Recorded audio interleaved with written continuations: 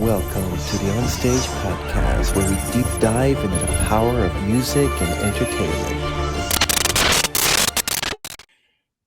Hello, everyone. Welcome to another podcast. This evening, we have a very special guest today. We have the pleasure of speaking with the incredibly talented Canadian singer, songwriter, and guitarist, Pamela Rooney. Known for her soulful voice and evocative lyrics, Pamela has captivated audiences worldwide with her unique blend of genres and heartfelt performances. With several chart-topping hits and critically acclaimed albums, such as her debut album of traditional songs, such as Tonight the Bottle Let Me Down, Speed of the Sound of Loneliness, for me, it's the speed of light. And her gorgeous rendition of the Parton hit Jolene is beautiful. I prefer that version than one Parton did. Her second album, Bring It On, which blends original compositions with classic and new country influences, reflecting her Irish roots, and her recent album, Storms Never Last, which was a couple years ago, all of which you will find on Spotify and on all music platforms. Pamela continues to push the boundaries of music and inspire listeners with her artistry, and has already won not one award, 2 awards at the Texas Sounds International Country Music Awards as Artist of the Year in 2023 for her international gold record for her hit single, Country Ain't Country Anymore. Join us, everyone, as we delve into her musical journey, creative process, and what's next on the horizon for this remarkable artist. Welcome to our show, Pamela. It's really nice to meet you. Thank you. Thank you for having me. You're very welcome. I want to ask you, what inspired you to start a career in music? Well, I've been singing since the age of 4. I performed for the first time at a concert because we're an Irish town. It's St. Patrick's concert. And at 4 years old, my first time, I got a standing ovation. So ever since that, I wanted to be a singer. My mom played the guitar. My dad, well, my parents were in a band years ago. So to listen to them on the weekends with their friends and all the music. And then I learned how to play the guitar at 12.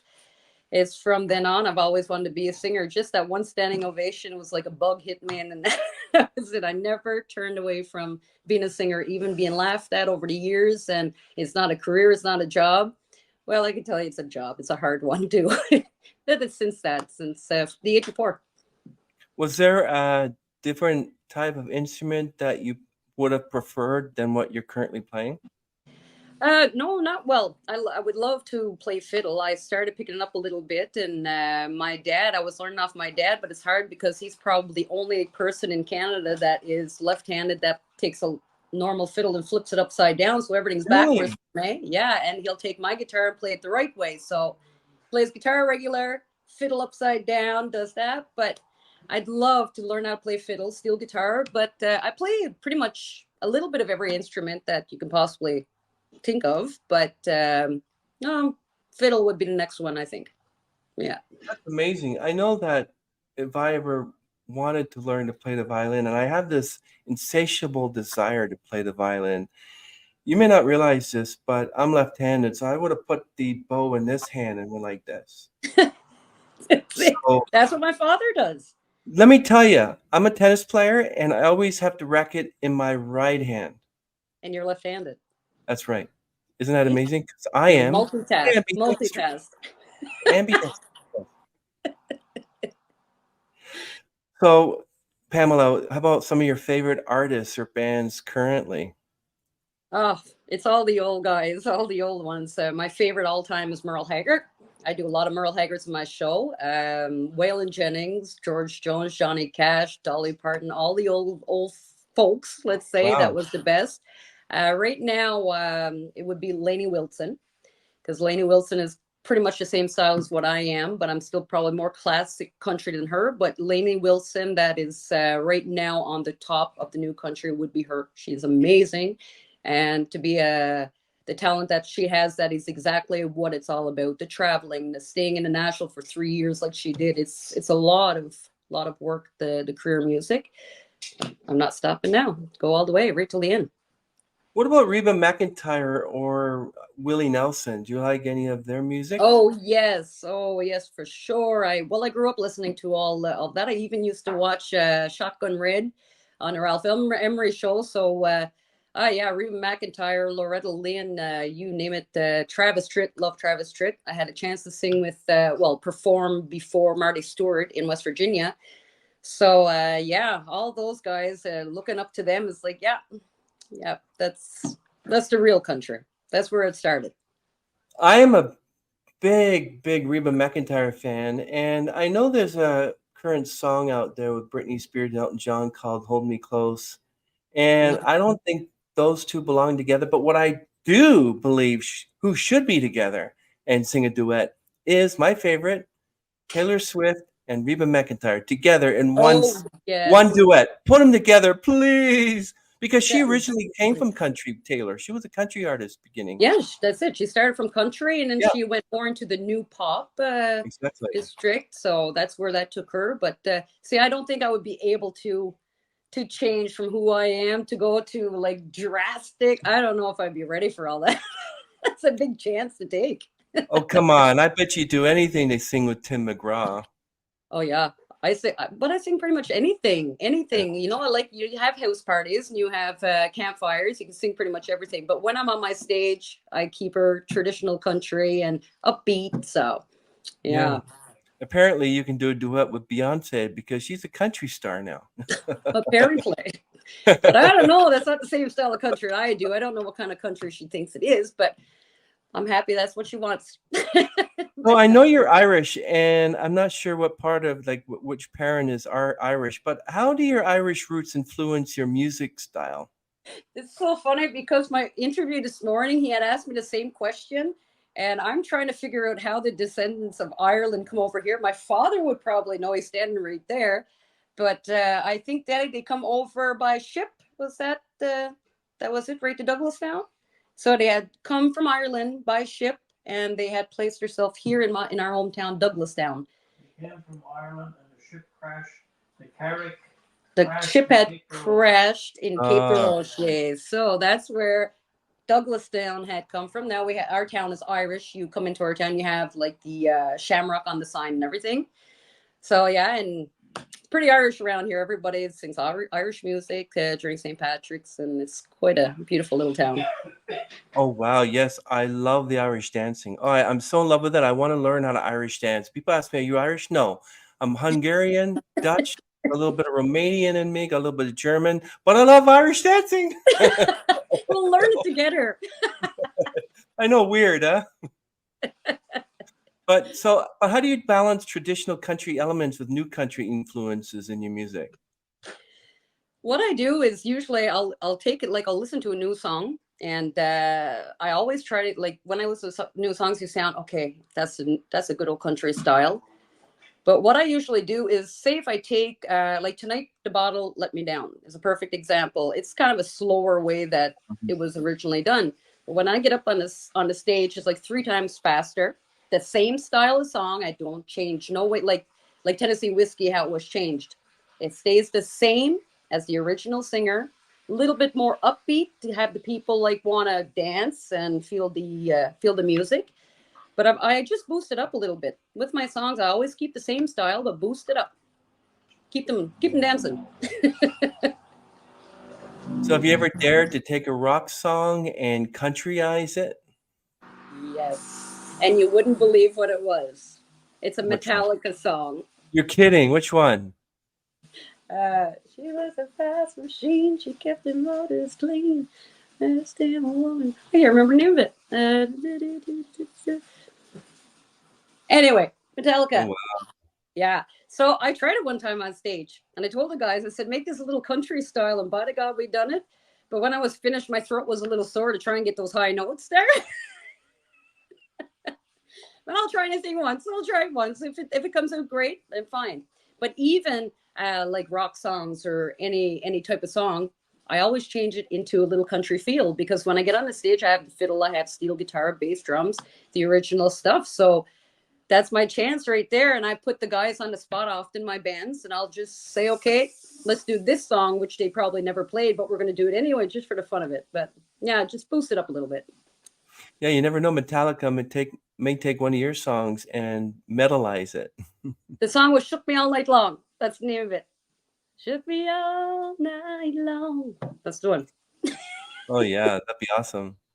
So what's the inspiration behind your debut album of traditional songs? My inspiration for that, the reason why I come up with that album, since I've been singing at the age of 15 with real bands and stuff like that, I've always kept in, like I said, Johnny Cash, Merle Haggard. I might be the only Quebec female artist that sings pretty much all male songs in my set list. I do maybe one or two female or my songs that I've written myself, but I do all Merle Haggard and Waylon Jennings and that every place. And I always used to check on the fans and the audience. Okay, which song do they prefer more? I always pay attention to my fans. Always did.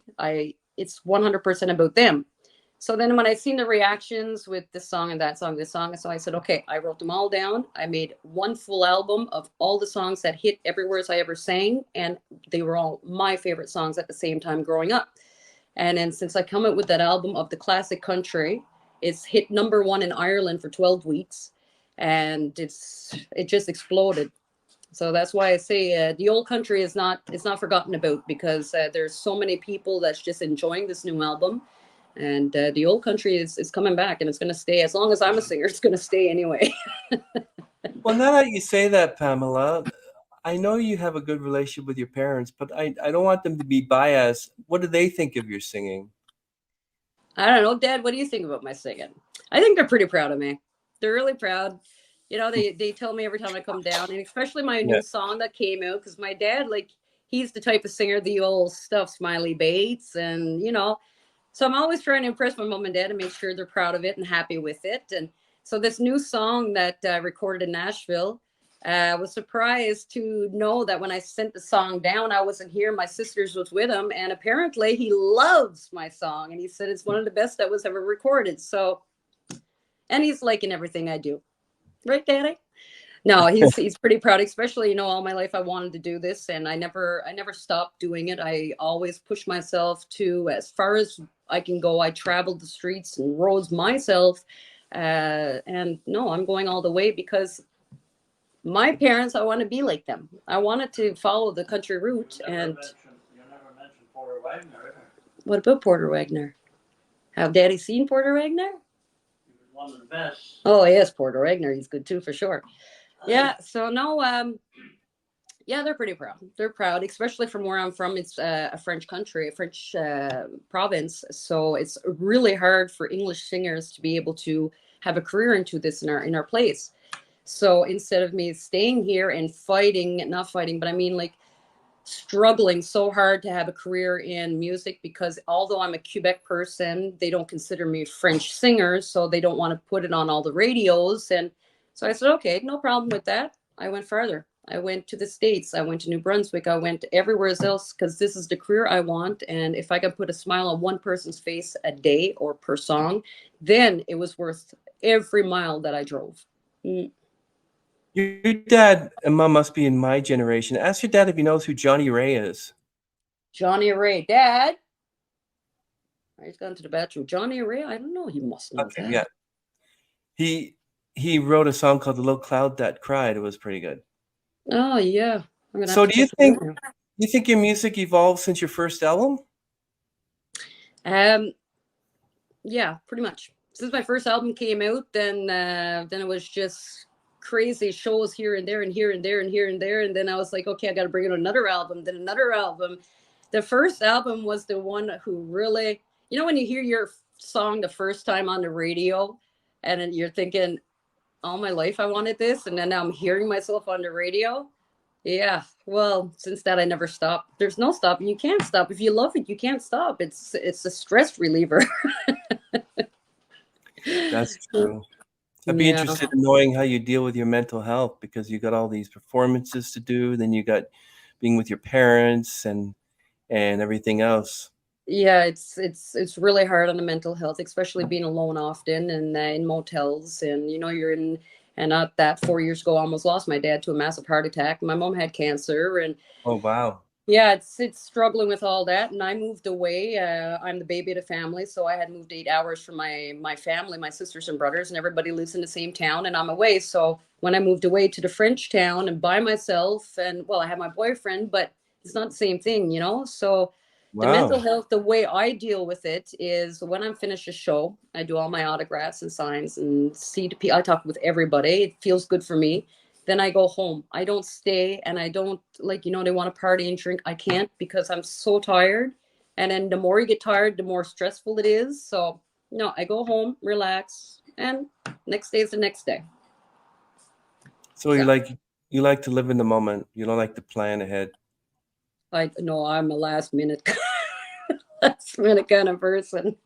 I love that answer. Love that answer, Pamela. That's excellent. I actually get a lot of answers from everyone I ask that question. That's why I ask it all the time. How do you deal with your mental health? So But it's great. that's a great question. That's the first time I ever had that question. And that is good because it's seriously, you know, like everybody looks at a singer and says, oh, that must be a good job. You get up there and you party and you get paid for it. No, it's not like that though. I mean, some people maybe be like that, but there's a lot of preparation into getting on the stage. You got to get your songs ready. You got to get dressed, get your makeup on, get this and that on. It's a lot of stuff to think of. But like I said, stress with music, there's no stress. No. I totally agree with you. Pamela, really love Storms Never Last. Now, what's your creative process for that album? Storms Never Last.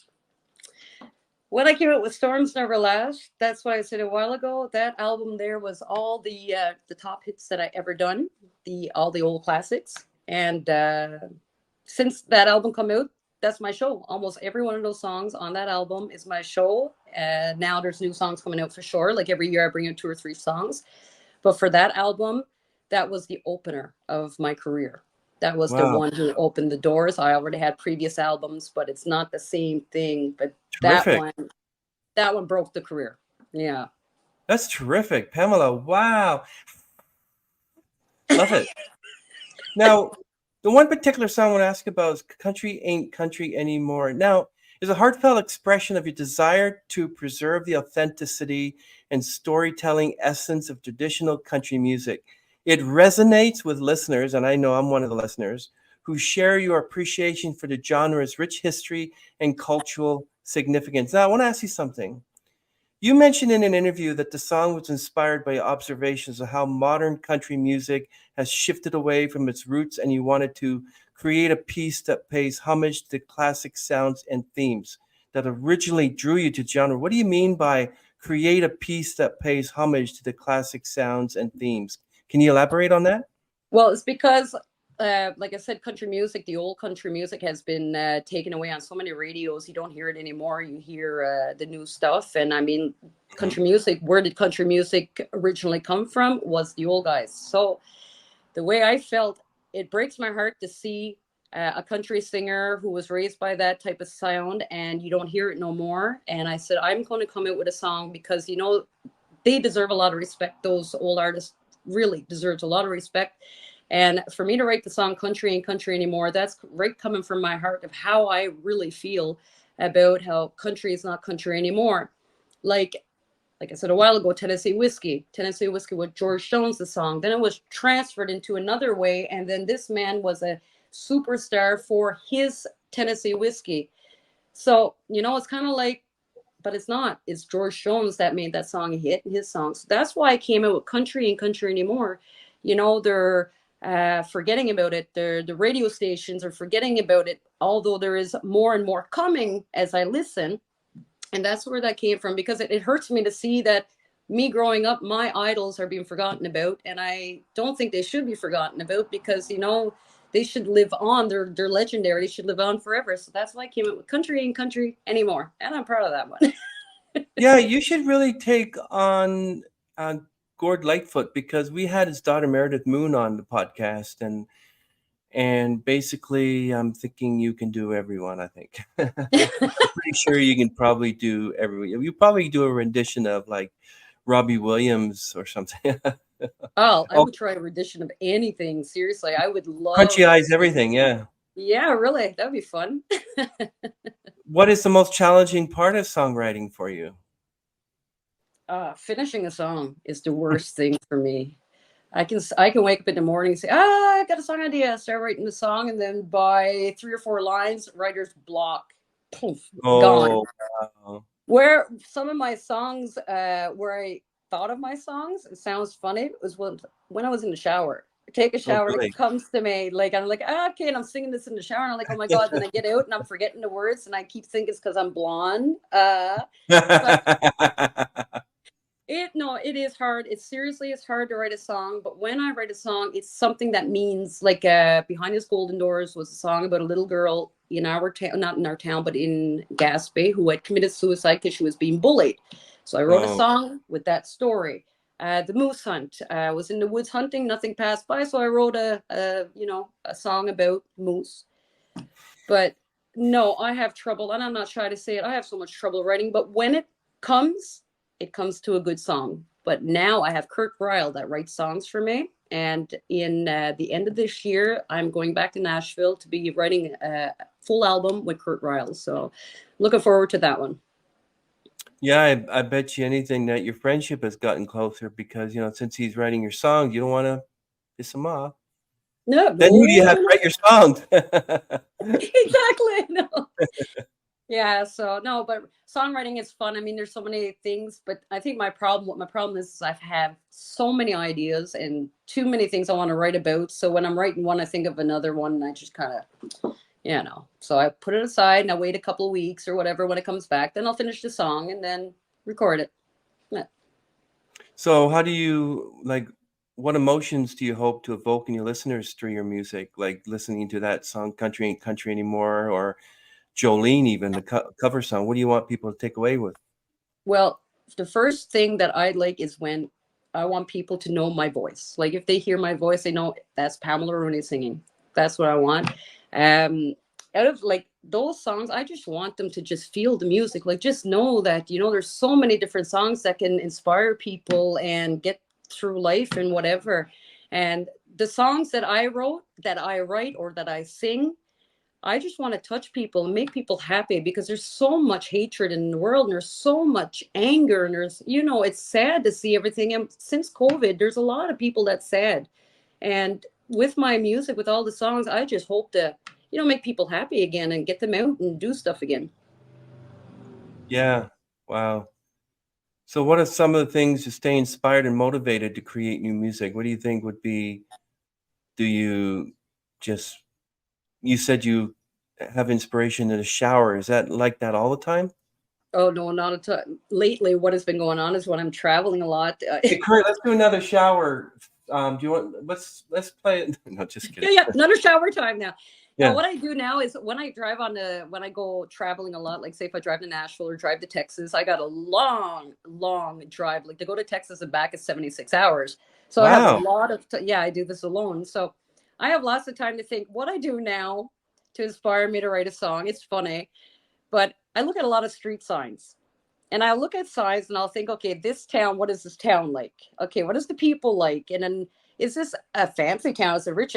What I do is I look at signs now and I try to think, okay, let's try and write a song about the name of this town and what do you think the people are like. And then I'll see a family somewhere shopping and I'll think, okay, look how nice this is to see the mom and dad with the 2 kids together, whatever.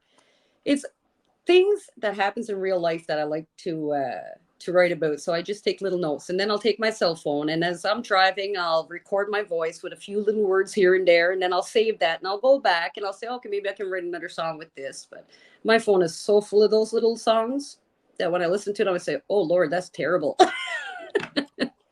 I got an app for you. It's called the Demo app. And I know a few singer-songwriters have actually written their songs through that demo app. Talking about apps and talking about songs and what I'm going to ask this question. I wasn't going to ask it, but I might as well ask it now.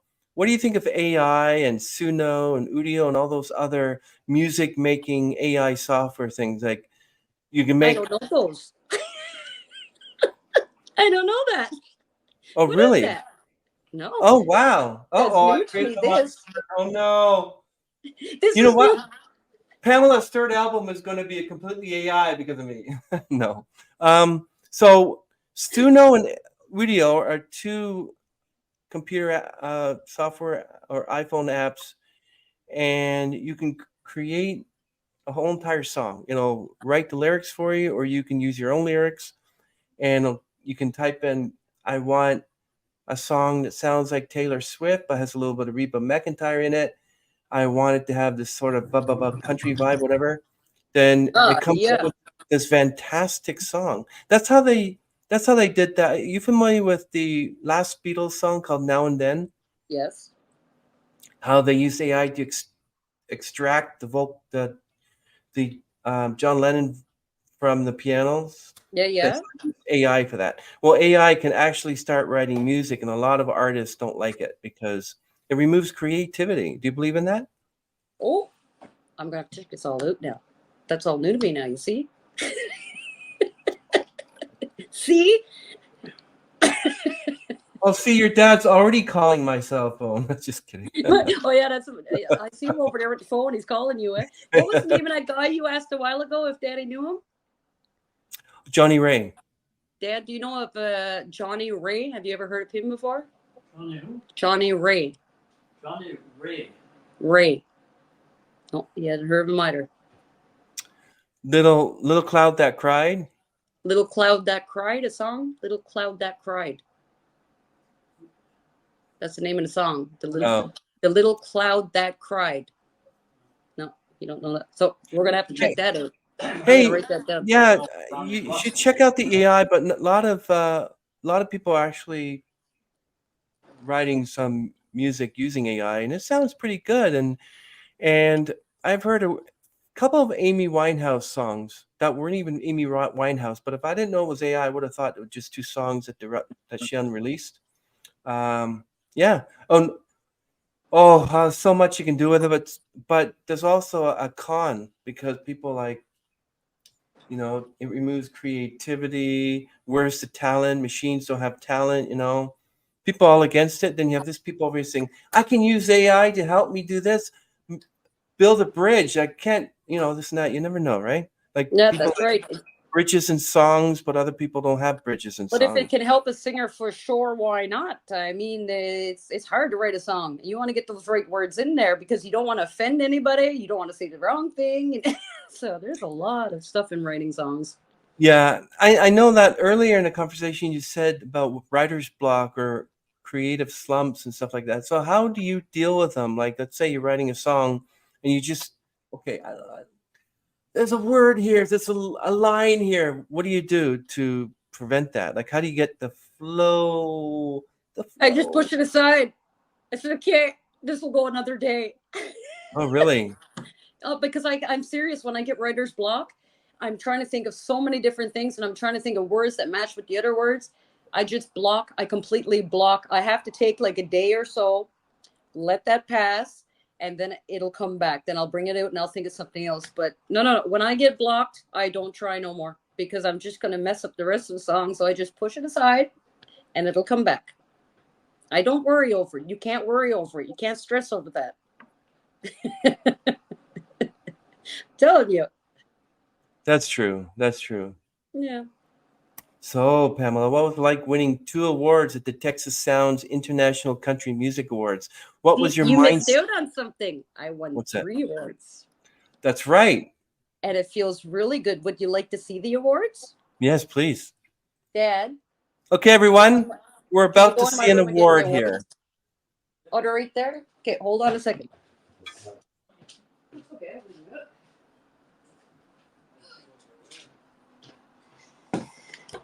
Da-dee-da.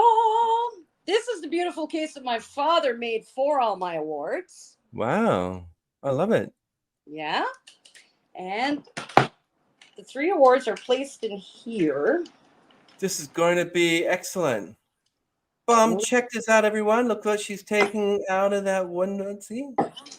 Drum roll. I'm terrible at that. And oh, nice. This is the entertainer of the year. I love it. That was the one I just won in October. Then you got, they're all the same really, but Then you got the Texas Spirit. Oh, nice. I like that one. And then my first one that was awarded to me was the Heritage. Congratulations. So that's my 3 babies. Pamela Rooney, everyone.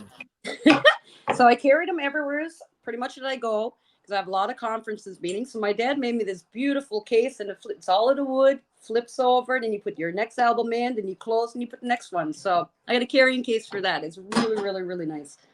Yeah. Well, wait a minute. Wait a minute. Like, you actually take them on the plane with you? If I have to, yes. You ever heard of that country singer by the name of Dave Carroll? No. Okay, so he wrote a song called United Breaks Guitars. He took his guitar on United Airlines and they broke it. So he wrote a song called United Breaks Guitars. So just be careful with that. So I won't be taking them no more on a plane, that's for sure. Check it out. Dave Carroll and the Sons of Thunder. It's a pretty cool song. But yeah, you went through litigation and everything. It's like they break a lot of things. But check out my work. Oh, that is cool. Microphone. It's a microphone award I got from a friend of mine who said that I'm a pretty good singer and I deserve an award. So I got this. Well, I'm jealous. That's a nice award. Yeah, we'll drink to that one. I like it. I really And a thank you to Donna for sending me this. I appreciate it. That's my own first award that I've ever received in music. Yeah, but you deserve it. What was that? I said you deserve it. Everyone, look at this. So hold up your award and I'll hold up mine at the same time. You ready? Hold on, we're gonna make them jealous. Watch this. Okay, everyone. Here we go. Hold up the award. Yay! Pamela has 2 awards and I have 1. Look at that. A microphone award. Yay! I love it. It's awesome. Yeah. Yeah. So how did it feel to be named Artist of the Year last year? Well, when they call my name, everybody had passed and all, because you go there, you don't know if you win or not. There's a lot of talent at that place. Like I said, it's international all over the world. And so all the awards were passing, and I was like clapping everyone on. And I'm like not even paying attention that, okay, how many is left or anything like that there. I was so excited for everybody. And then they came out to talk about the Entertainer of the Year, how like explain why the Entertainer of the Year. And then they said the winner is Pamela Rooney. Well, I stood up, cried by myself for sure. Got up on the stage and I was just shocked, so overwhelmed, so just proud. Like, you know, I'm finally getting to where I'm working so hard to be, like, you know, travel, like to go there 76 hours up and down. And I drove it by myself, you know, like I go up there, I have one person with me, but they never drive. And the first day I do 17 hours. And I'm like, you know what? All this was so worth it. It was so worth it, honestly. And I will do it right till the end. I don't care where I have to drive. I'll do it. But it made me so proud that then I want it bigger and then I wanted to push more. And then I wanted to make my fans more proud. And I had so much support from everybody. It was crazy. I had like messages for weeks and weeks to try and answer everybody back, congratulating me. So it felt good. It really felt good to know, like, you know, being told all your life, that's not a career, that's a stupid job. You're not going to get anywhere with that. And then how do you like me now? Now I got the Entertainer of the Year. So it's it feels really good. Yeah. No, but it feels good, honestly. And it hurt because I didn't have my mom or dad there or my boyfriend, anybody to see it. But it was live, you know, so I had everything live and they had a chance to see it. But it is huge. Now, my next step is to get to Grand Ole Opry. That is another dream of mine. So I'm working hard to try and get there. And I'm doing everything I'm supposed to do and, you know, recording. And it's a lot of money. It's a lot of travel, a lot of time. But honestly, when you get to where I am today, it's so worth it. It was worth every tear. It was worth every time I was tired. It was worth the times I couldn't eat for days because I was on the road. It was worth, like, now I just want to cry because I'm proud. I'm really proud. And this new song that came out, I think this one here is going to go really far. So, yeah. What's your motivation in the end? You want to be as good as Reba McIntyre? You want to be sitting there, okay, do my nails, pick up my garbage. You want to be one of those country divas? Is that what you want? It would be nice, but no. I'm not that type of person. I'm very independent. I can do a lot of things by myself. And no, what I want to do, really, I just want to help people. I just want to touch people. I just want to make them happy. This is all this is about. Yes, I want to be a big star. I mean, I'm working hard to get there. But if I don't get there tomorrow, well, then I'll keep trying. If I don't get there next year, I'll keep trying. Just as long, you get to meet so many people. You get to experience all this. So it's really, I'm not stopping. No, I got to go the whole way. I mean, even if I get to the Grand Ole Opry, okay, now there's something else. I got to try something new now. And it is an experience that I'm enjoying every second of, honestly. Yeah. Yeah, there's always these hurdles that you have to go through, the mountains that you have to climb. You have one success after another. What other challenges have you faced in your music career, and how do you overcome them? The challenges would be, well, at the beginning, for sure, it's money. It costs a lot to travel and to get where you are. And when you're first starting off, you're not getting big bucks like like the big singers today. So you're just going on with what they're ever giving you on the weekends and stuff. So that was a big challenge, was how am I going to get there? How much is it going to cost? Albums cost a lot. Like, I mean, $15,000-$20,000 to record albums and more. Wow. Probably. So, it Wow. costs a lot of money. And to bring out the singles, you have to pay for that one song. And it's not $5. It's a lot of money. And then it's traveling. Because I was the type of person years ago, I never traveled much. I was always kind of girl to stay at home, go in the woods with friends and hunting, whatever. I didn't travel a lot. And to leave Quebec and then go to another country, first time in my life driving it, that was a challenge. That was a challenge because I said, oh my God, I don't know the people. Am I going to get lost? Am I going to break down? Whatever. How am I going to do this? Well, I done it once and it was like, now I'm ready to go anywhere. So that was the only challenges that I faced. Now, the challenges I'm facing is there's a lot on my shoulders. There's a lot on my plate. There's a lot of interviews and I got to keep writing songs and, and I have no manager. I do this by myself. And so it's quite a challenge to do that. And then the day I recorded my last song, I fell down 40 minutes before and I broke my ankle in Nashville 4 weeks ago. So I just got my boot off 3 days ago. So I'm finally starting to walk a little bit. And that was another challenge, just try to drive from Nashville to Quebec, 19-hour drive with a broken ankle, the right foot besides that. So, done it. I'm here. There's a song in there. I broke my ankle. In Nashville. Yeah. Yeah, but pretty much that was my challenges. Now it's not so bad. Now everything's going smooth. It's still a lot of traveling, and what I'm going to be working on soon enough, if I can, try to get a tour bus and then have someone drive for me and let me sleep in the back so I don't have to keep my eyes open with toothpicks all the time. Yeah, that's quite a long time to drive. I mean, you don't just drive in one straight line. Don't you stop off at a hotel and stay overnight? Well, I do it.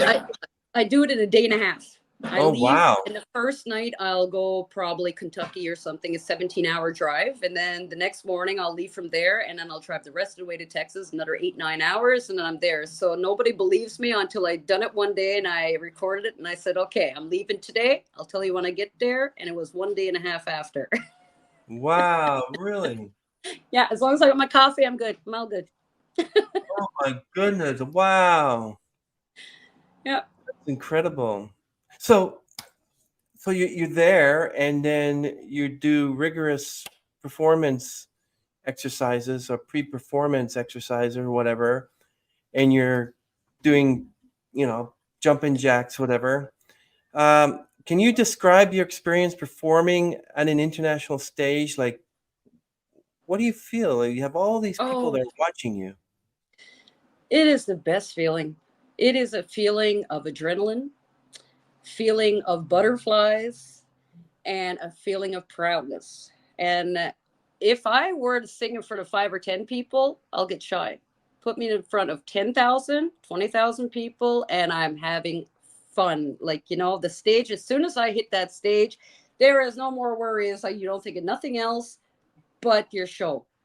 And I get that guitar going and I'm dancing. They call me the female Dwight Yoakam when I'm on the stage because I like to use my stage back. Yeah. Use my stage back and forth. And I like to get the crowd involved. And But it's such a good feeling. Oh, it's a good feeling. It's just overwhelming. And then when you get off the stage, then the adrenaline's still there. And if any artist is like me, when you get off the stage and you got to drive back home, if it's 5-6 hours at midnight, you'll do it, because that's what I do. I finish my shows, get off, and it might be 1 o'clock in the morning, but I'm so pumped up and so like proud of my evening that drive the whole way home, and you're thinking of that the whole time. It's a good feeling. So when you're performing, I don't know, do you perform like in bars and diners and restaurants as well, or just? It's very rare I do bars, because been there, done that, like they say. I'm past that age of bars, but you know, like when you get the taste of performing on a stage of 45 minutes due to like a bar of 9 o'clock at night till 3 in the morning and getting barely any pay, and then you got a show of 45 minutes and you see a nice paycheck, well, it kind of turns you away from the bars. You know, like I'm not that type of going out person, and you know, and there's a lot of drinking and there's a lot of fighting and there's a lot of this and that, and I'm too scared to get my guitar broken in a bar. No, I do some bars. I do here where I live, there's one big bar that all the big artists sings at, all the Quebec people, and I'll go there 1 or 2 times a year. But the same bars, no, I don't do that. It's usually festivals, big shows, competitions, things like that. And this year, I'm the judge at the Texas Sounds International. Yeah, so Wow. I'm the judge. I'll be there, but I'm going to be watching them all and judging them. And, Nice. yeah, so that's going to be another different experience. That might be a challenge for me, because seriously, they are a lot of talent, a lot of talent. But the judging has to be like the way they perform, the way they're dressed, the way they're singing their song, you know, there's a lot of stuff. So that's another challenge that's going to be for me, but I'm looking forward to it. Really looking forward. Do you know Caden Gordon? Were you at the ISSA, International Singer-Songwriting No, Association? I wasn't there. Oh. But isn't it Caden that's looking at, yeah, Caden's the guy who's Yeah. looking at all my, yeah. Yeah. No, I never got a chance to meet him yet. Oh, wow. Because the thing is, I applied for the ISSA, but you need a web page. Oh. See, I don't have a web page because I'm too busy, and like I said, no manager. So Caden, he's supposed to set me up a web page of some kind. Yeah. And then next year's, that's going to be another one, because right now I'm in the hit, my God, for the Rolling Stones, the competition. So I'm into that one right now, and just that one alone, I'm so stressed out. I'm happy there wasn't 2 or 3 at the same time. Wow. I feel honored that you said that you've never met Caden. Did you actually ever do an interview with him yet on his show? No, not yet. I told him I'm that honored to be the first one, because he like sent me to you, and you like this is a shout out to Caden Gordon show, but I'll still have this and you won't. We love you, Caden. Oh, we love you, Caden. Yes. Caden no, Gordon. I never got a chance. I spoke with him a couple times on the phone. I'm really excited to meet him. Very excited to meet. He looks like such a down-to-earth, fun guy, eh? Yeah, he's great. He's a great guy. Wow. But you know, forgive me if I'm wrong, but what can fans expect from your upcoming performance at the Festival Musique du Monde? Actually, everyone, by the way, Pamela will be performing there on August 10th at 9:30 p.m. and will be at the Cité de Chapiteau, Quebec. Sorry about all the French speakers out there. I'm so sorry. Canada Stage under the big top. So what can your fans expect from that upcoming performance? French word. They can expect the firecracker on stage, because this is the first time in my life that this festival exists, and it's about maybe 15-20 years, and it's in my town of Gaspé, 10 minutes from my parents' house, and it's the first time ever a Gaspésian was on that stage. So I'm looking very, very forward to being able to perform in my hometown in front of my family and friends.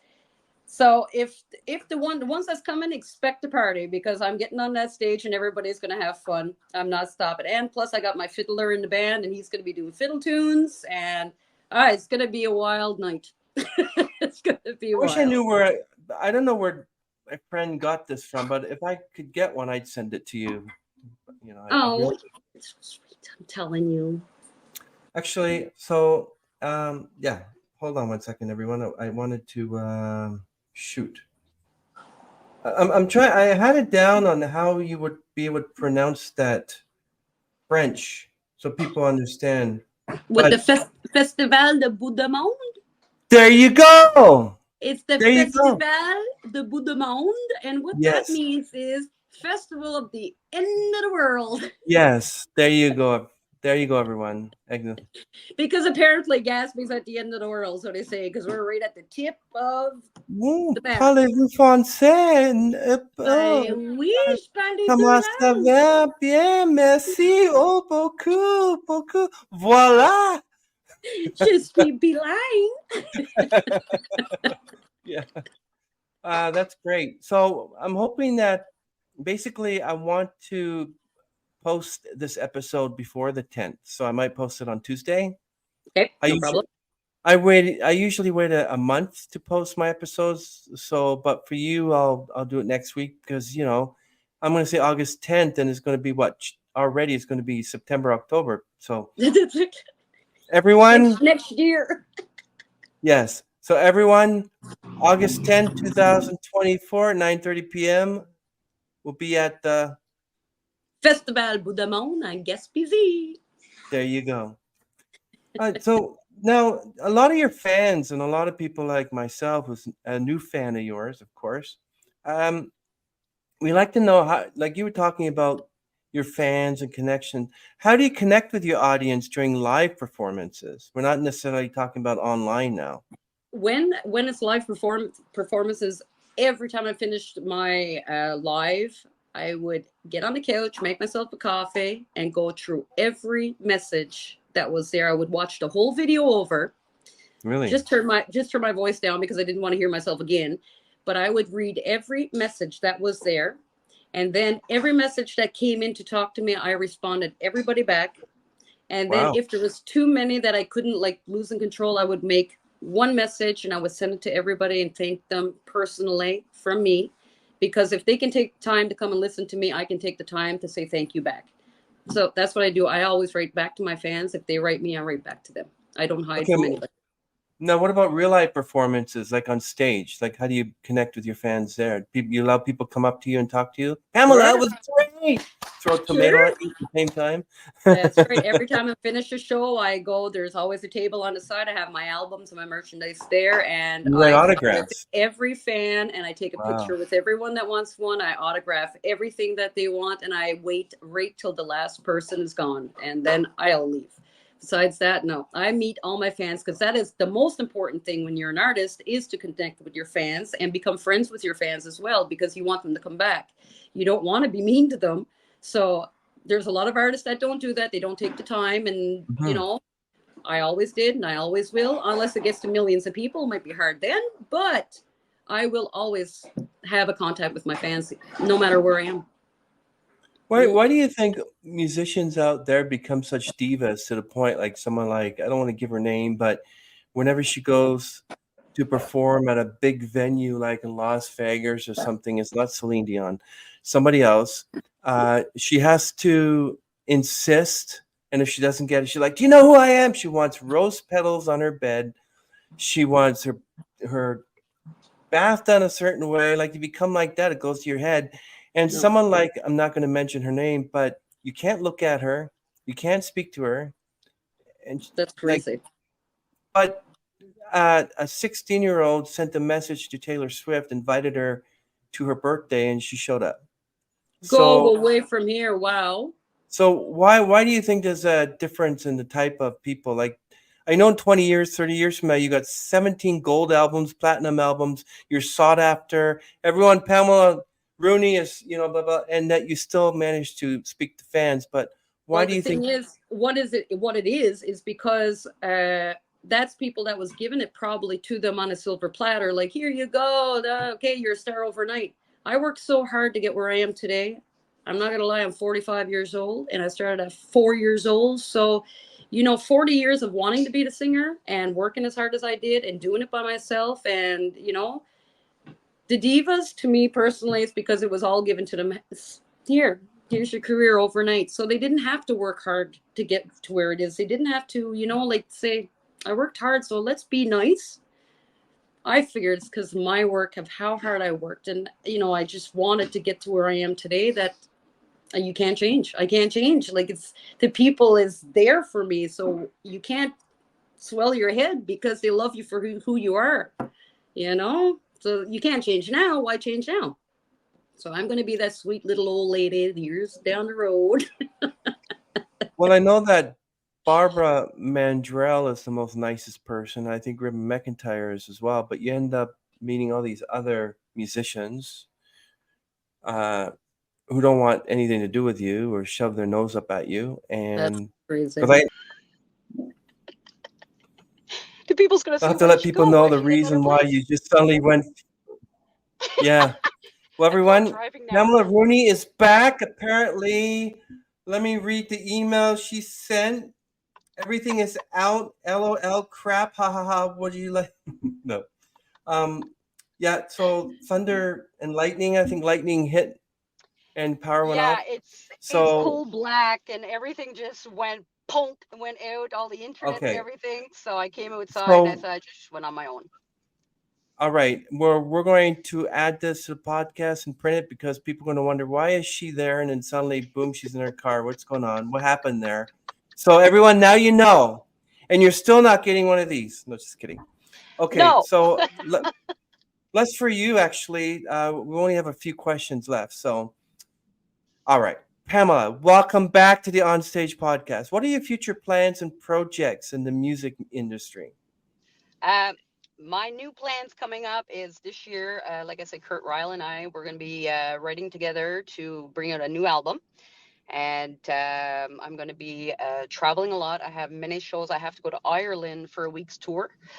So I have to go down there. Then I have to go back to Texas. And like I said, I was the judge, so I have to do that. And then I'm going to just travel again and more shows, more bookings. And I hope to see people in their towns because, like I said, this firecracker, as they call me, is not stopping. I'm going all over the place. I want to come out with more albums, with more merchandise, different kinds of shows. I want to do like bluegrass with country together. There's a lot of things. There's so many ideas that I have. So I can't stop now. I got too many ideas and I got to bring them all out and just have fun. Just have fun. Life's too short. Yes, I want some of those merchandise because I got a whole bunch of merchandise that other artists have sent me, and I'm going to do an unboxing video. I'll find out where I can get one of these and send you one. Oh, that I would love that. I really would. Yes. So what advice would you give to aspiring songwriters and musicians? Never give up. Never give up. Don't think that you can't. Don't get frustrated if it doesn't go through the first time. And I will give an example. Say radio stations. Radio station is one thing. Where I'm from, like I said, in Quebec, there's some radio stations that absolutely will not play my music because I'm English, but they'll play the song from the States. They play all those singers and they're French singers, but they won't play me. And I'm from their Oh, hometown. Instead of getting what? discouraged, yeah, I'm serious. I'm serious. I even wrote a guy 3 days ago and I said, listen, I listen to the radio all the time. And how come my song's not playing? And I'm living in the same town as you, but you're playing all the United States, like Taylor What? Swift and everybody, and will not play me because they said it's only French songs. But anyway, it's a long story. So do not get discouraged. So what I did instead of getting discouraged and being insulted or anything like that, travel. You go more. You go to a different place. Send your songs somewhere else. Don't ever say I'm giving up because I can't do this. I never gave up when there's days that I really wanted to give up, especially during COVID season. This was the hardest time. Like that was my full job. Now I do two jobs. I'm working pretty much 7 days a week. Just keep going. Just keep going because there's always somebody out there that's going to want you, that's going to want to hear you. And you just practice. Practice makes perfect. I never stopped. Honest to God, I had days where I just was almost dead. Like I just couldn't do no more. And I said, no, I can't do this. I didn't come this far to stop now. But it's once you get through all those little bumps in the road, it's better sailing from then on. I would give it a good 5 years. If somebody wants to go into this career, it's a good 5 to 10 years before you take flight and get a good career out of it, because it's not, like I said, it's not given to you on a silver platter, and you just fight for it. Just go for it all the way. Every little step, take everything you can. Don't be scared. I'm telling you, I was not scared. At the beginning I was, but you swallow your pride and you go for it. And that's what I done. And like I said, here I am now today, Entertainer of the Year. So never give up. Let us know To where be- let us know where people can find you and listen to your music, follow you, etc. Okay, where the people can follow me is Facebook. You can write me on Facebook. I respond pretty much to everybody. You can email me at Pamela_Rooney@hotmail.com. On Pamela Rooney, like I said, on Facebook, I have a fan page or my personal page. Don't be shy, write me there, and that's pretty much all the places. But I'm always on it, so you can write me on there, and I'll give you any kind of information you need concerning shows, albums, whatever. So don't be shy. I'm there. Don't be shy, everyone. Also, Pamela, I heard that you will be performing at the Fall Classic at Holyrood Jamboree. Any info on that? Yes, that's going to be in a couple weeks. Actually, I'm up in Ontario, and I'll be opening up for the Good Brothers, and also Diane Chase is going to be there, which is another amazing singer. The people who lives out in Ontario or they want to come to this show, it is worth your while. It's huge, huge. Lots of campers and country music all weekend long. So Holyrood, yeah, you got to come out there. It's going to be an amazing night. A lot of big talented artists pass through there. Very nice Where is place. that? I actually live in Toronto. Whereabouts is that from Toronto? Over by Belleville, Ontario. That's 2.5 hours from here. Yeah, I know where it is. Yeah, yeah. That's where Well, you live here in Toronto? I am 20 minutes from Toronto, yes, but I've been to Belleville, and it's only like 2.5 hour drive from here. So I'll see Yeah, what I I was can in do. Oshawa. I was in Oshawa 4 weeks ago. Well, thank you Sure. so much, Pamela, for sharing your insights and experiences with us today. Apart from all like the thunder and lightning and Uh, cutting off your power and you having to I'm do so the sorry remaining about that, but in your it, car, you know. But it's been a really, true. thank you so much as well for taking the time to talk to me. I Well, really appreciate it. And you're you're such a welcome. nice guy. Thank you so much. It's been a true pleasure to learn more about you. Okay, you know what? I'm going to send you 2 of these now. Well, it's been a true pleasure, Pam, to learn more about your musical journey and the inspiration behind your work. We look forward to seeing what you create next, and wish you continued success in all your endeavors. To our listeners, écoutez, écoutez. Be sure to check out Pamela's latest album and follow her on social media for updates and her upcoming projects. Thank you, everyone. Thank you so much. Wait there one moment, Pamela. We're going to say goodbye to everyone. We're going to end this recording. Thank you so much for bearing with us, everyone, and wish you a wonderful rest of the summer. And we're saying out.